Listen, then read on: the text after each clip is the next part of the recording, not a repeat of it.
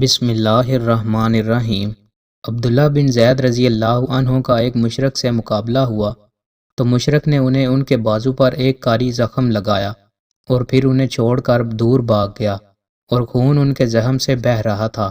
تو رسول اللہ صلی اللہ علیہ وآلہ وسلم نے یہ دیکھا تو فرمایا اپنے زخم پر پٹی کرو۔ اتنے میں عمارہ رضی اللہ عنہ نے اپنے بیٹے کو دیکھا تو لبک کر آئیں اور پٹیاں نکال کر ان کے زخم پر پٹی کی، اور ان حضرت صلی اللہ علیہ وآلہ وسلم ان دنوں بہادروں کو دیکھ رہے تھے۔ پھر عمارہ نے اپنے بیٹے کو کہا جاؤ بیٹا دشمنوں سے لڑو۔